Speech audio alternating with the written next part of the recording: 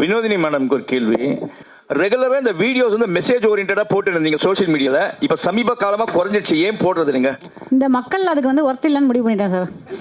ஏன்னா நான் உண்மையாக அதான் நினைக்கிறேன். ஏன்னா பர்சனல் இன்ட்ராக்ஷன் வித் பீப்புள், 41 உயிர்கள் வந்து கரூரில் போயிருக்கு. உதாரணத்துக்கு சொல்கிறேன், ஒரு உதாரணமாக சொல்கிறேன். நான் எந்த கட்சி சார்பாகவும் இப்போ பேசலை.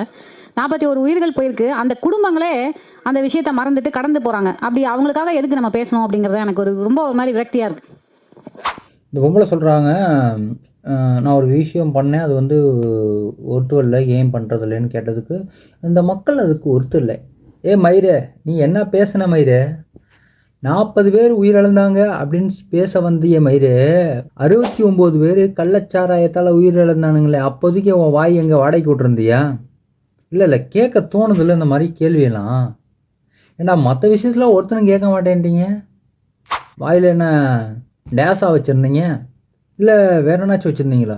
ஏன்னா இப்படிலாம் கேட்க தோணுது. நம்ம மெரினா பீச்சில் கூட ஏர் ஷோ வச்சுருந்தாங்கல்ல, இந்தியன்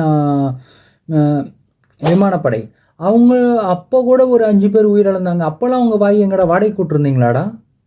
அதுக்கு முன்னாடி இந்த லாக்அப் டெத்தெல்லாம் நடக்கும்போது இங்கே வாடகை கூட்டிருந்தீங்களா? என்னடா அது, மொத்த பேரும் திமுகவுக்கு ஆதரவாக பேசுகிற மாதிரியே இருக்கே. விஜய் தான். ஏதோ பாவம்டா, வந்துட்டானுங்க, உயிரிழந்துட்டானுங்க, அவனுங்களே இப்போ மறந்துட்டு போயிட்டுருக்கானுங்க. உங்களுக்கு என்னடா பிரச்சனை? அடுத்தடுத்து பிரச்சனை வரப்போகுது, அடுத்தடுத்து உயிரிழப்புகள் நடக்காமையாக இருக்க போகுது. திமுக காரங்க கூட்டத்தில் நடக்கலாம், அதிமுக கார கூட்டத்தில் நடக்கலாம், வேறு எவன் கட்சி நடத்தினாலும் அவங்க கூட்டத்துலேயும் எவனாச்சும் ஒருத்தர் விழுந்து உயிரிழக்கத்தான் செய்வான். அதுக்கு வந்து மக்கள் ஒருத்தர் இல்லைன்னு என்ன மயிருக்கு சொல்ல போச்சுன்னு எனக்கு இன்னும் புரியலை.